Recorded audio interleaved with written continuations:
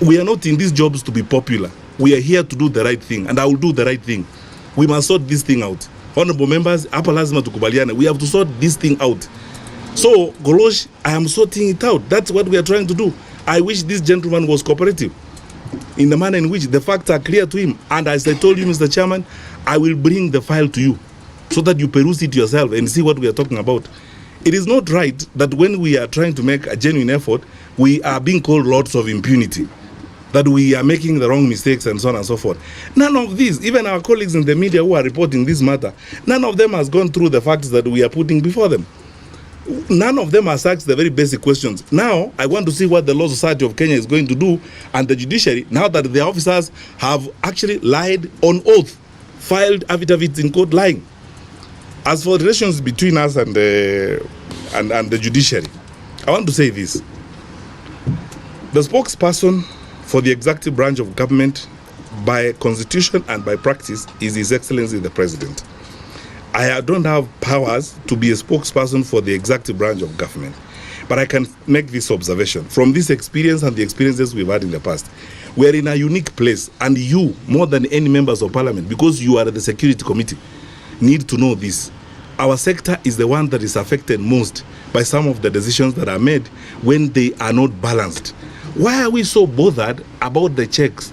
The Constitution expects us to uphold checks and balances. Why are we not bothered about the balances?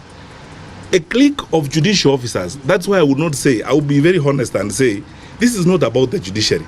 It is about a clique of judicial officers who have gotten into an unholy relationship with a clique of activist lawyers and oppositionist civil society people, with the intention of humiliating the government, stalling the government, embarrassing the government, and making it impossible for the government to perform.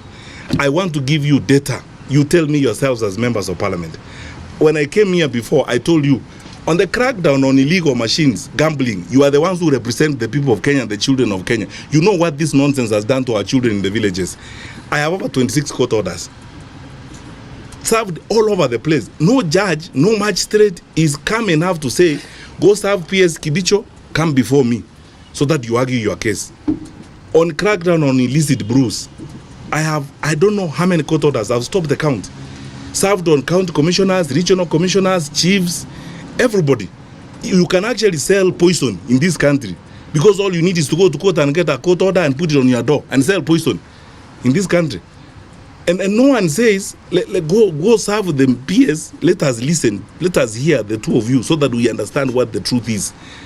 That's what I'm saying. It's a clique of judicial officers. It's not about the judiciary. Our judiciary has got some of the finest people in the country. There's a clique in the judiciary that has been captured by a group of people in civil society and a clique of activist lawyers. And they are riding roughshod. Have you wondered, members of parliament, because you have the burden of leadership, have you wondered, in the last 3 years, one civil society activist in Kenya has obtained nearly 30 court orders, ex parte, 30 court orders, ex parte, from the court. He walks in, he gets an order, comes out. He walks in, he gets an order, comes out. In fact, he could even walk in today and say he wants an order so that all cabinet secretaries commit suicide. You'll get the order. He walks in, gets an order, comes out. What does that say about our judicial system? Last Wednesday, the whole day, the Attorney General spent time begging for one thing, to be heard.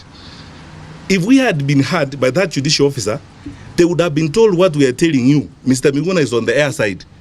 He is not in the custody of Boynet. Boynet cannot produce him because he doesn't have him. The director of immigration would have said, this guy is not held. This would have been said. Then the judicial officer proceeds to make a 36-page ruling. Just ask yourself, a 36-page ruling in 20 minutes, even if you are a paragon, isn't that evidence that there's collusion going on elsewhere and things are being brought to the judicial system to try and stall this? And then he says, when the judicial officer orders that we go to court, he says, let them come, but I will not hear them. What does that mean? Where do you want us? You want us for humiliation parade so that you can drag us by the collar through the street of public opinion. It's not an interest to resolve issues. How can you be condemned and heard? As I told you, this is not a story. Somebody should show me, this is the affidavit of service that shows that you were served a court order. This is what's happening. There is an evil clique of judicial officers working with activist lawyers and elements in the civil society who are determined to make sure that the executive branch does not function. And they will issue order after order after order after order. You cannot move. And you know, look, you are the security committee. If Boynet receives an anticipatory order, you know, you prepare to commit a crime, then you go to court and come up with an anticipatory order. We are hearing it's an invention in Kenya's judicial system, an anticipatory order. So you can't be arrested. So you go, get the order, and arrive here, and go and break into Honorable Mujiri's house. You have an order. You anticipated that you're going to make a mistake. You cannot be arrested. And let me tell you, at a personal level, and this should be on the record, I am in Parliament. I witnessed this when I was in the Ministry of Education. Until Justice Mumbi Ngugi saved us in the education sector, we had about 30-something court orders served left, right, and center. You can't have a school board, you can't have what? On the basis of a letter, honorable members, a letter, a piece of paper that was signed by the late Mutula Kilonzo, given to an individual who purported to represent all parents. And he walked around the country collecting money. He has orders in Machakos, orders in Kakamega, orders wherever, Garissa, nothing moves. So, I don't know what you can do, and I can't prescribe, because you are as much government as we are. We are equal, we are at bar. So I can't direct you, I can't command Parliament, I can't do anything. All I can do as a member of the executive branch is present the reality and inform you as it is. And you, more than anyone else in the security sector, to look into this and see how best this will facilitate or inhibit the management of security in the country. Because if you give an anticipatory order to a criminal, Boynet is not going to arrest the criminal. And if you follow, those anticipatory orders are being given by a certain clique of judicial officers. Not all judges who do them. It's a certain group of judicial officers, and the lawyers who go to them, you can count them, and the civil society activists involved, you can count them. It's a collusion. It's a group of people who collude and do this kind of thing. When you listen, because a judge asked me from the Commonwealth last week, a judge rang me up when this was playing up. He's a friend of mine who knows me. He's a judge from a Commonwealth country. Asked me a question I couldn't answer. Asked me, when Justice Roslyn Abrili received this application that your guy is held at the airport, was the world going to come to an end if she said, serve the director of immigration and come before me tomorrow? Was the world going to come to an end? Because that way, the director of immigration would have explained what was going on. One, we can't arrest this guy, he's on the air side. Two, he's not in our custody, so we can't produce him. Three, receive a report from us. You should see the comments of the Kenya National Human Rights Commission, which have not been heard and have not been received in court. So you have one order issued on top of another order, and so on and so forth. And it's like a race within this clique of judicial officers. It's like a race on who can humiliate the executive more, who can embarrass the executive more. The more you can injunct the executive, the more you can stall the executive, the higher the officials you can embarrass, the more heroic you become. That's all I can say on that point. And lastly, the point is this, honorable members. I'm not able to comment on what Honorable Tuchu said because I didn't see the full program. So I didn't understand the full context in which he said what he said. So it would be unfair, and again is the principle of collective responsibility, to comment on a reported matter. I would need to see the whole thing so that I'm able to respond to that issue. And then lastly, the issue of going public. You know, we can't go public on everything we do every day. We try to work as diligently as we can and hope that other people will also not only do their work, but will also be honest enough in the manner in which they conduct themselves. Tell me one thing, honorable members as leaders, why wouldn't you want to hear the government? Why on earth wouldn't you want to hear the government on a weighty matter like this? You make final orders, and when the Attorney General comes before you, you say you don't want to hear the Attorney General. When the Attorney General begs and says the Minister and the Inspector General are at the GSU parade, you say the GSU parade is not that important. When they say they have not been served, you say, I've been on TV the whole morning. I was expected to be watching TV at the GSU parade so that I know what has happened. Thank you. Thank you. Before you answer, I want to recognize the presence of and then we have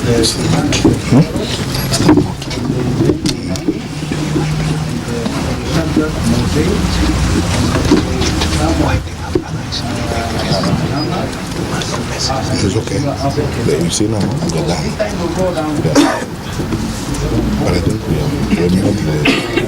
made the point. We've said enough. Yeah, that's it. This question of renouncing, does it mean physically? Whether it means speaking the documents back. Renouncing. You will respond to that. Before that, before there's one question which was supposed to be asked by the PS immigration. Renouncing. Yes. And what the CS has explained,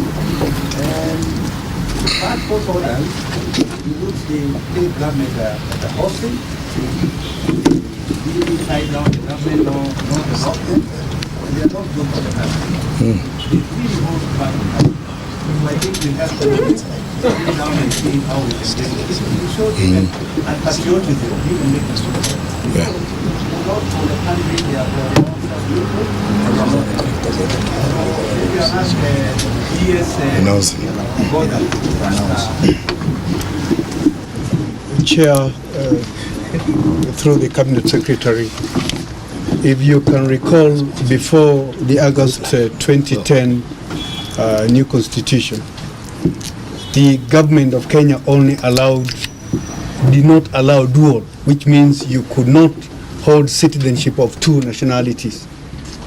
It was therefore deemed that anybody who had acquired citizenship of another country at that time when dual was not allowed, it does not mean that he lost his birthright, but at that stage he was deemed to have actually gained the citizenship of the other country but lost the other one. But there was also a provision, a rider onto it, that you can regain it. And that's why the Cabinet Secretary has clearly said that even those people who are overseas today, regaining is even online.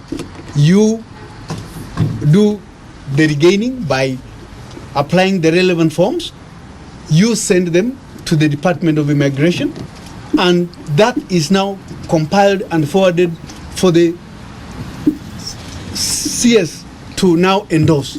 And then once you regain, you'll go back to now get your ID. So ideally, the ID Miguna has today is actually an invalid document. He will, even when he regains the citizenship, he will have to go to NRB to now get his ID, and then he can now process the passport. That is as simple as that. So that process is communicated, and many Kenyans are really doing it.